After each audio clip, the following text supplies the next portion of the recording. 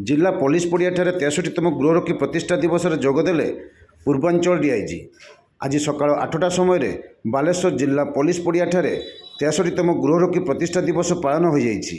एही अवसर में मुख्य अतिथि भाव पूर्वांचल रेंज डीआईजी पिनाक मिश्र जोगदे प्यारेड अभिवादन ग्रहण करथिले।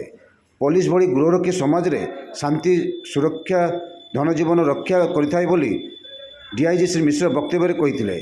एही कार्यक्रम में SP Pratyush Diwakar, trainee IPS Manisha सगुन, एडिशनल एसपी निरंजन बेहरा प्रमुख उपस्थित था बेले अतिथि भाव अतिरिक्त जिलापाल सुधाकर नायक, जिला परिषद सभापति नारायण चंद्र प्रधान प्रमुख उपस्थित थे।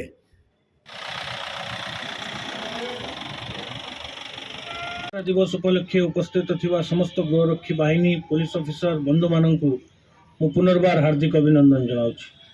1962 मसीहा अक्टोबर 21 तारिख रे जितेबले चीन भारत उपर अतर्कित भाव में आक्रमण कला सेतेबले भारतीय सेना बाहिनी और पुलिस भारत रक्षा पाई सीमांत मुतयन हेले।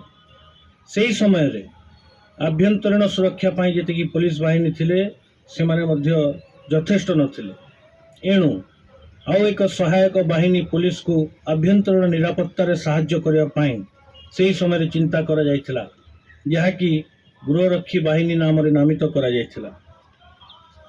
जो स्वेच्छासेवी संस्था 1962 मसीहा डिसेम्बर मास 6 तारिख रे भारत सरकार द्वारा गठन करा जायथिला, से दिन ठारू एई डिसेम्बर 6 तारिख को गृहरक्षी बाहिनी रो प्रतिष्ठा दिवस भावे प्रत्येक वर्ष सारा भारत रे पालन करा जाउछि। दिवस का यह अवसर हम सभी के लिए अत्यंत हर्ष और गर्व का विषय है।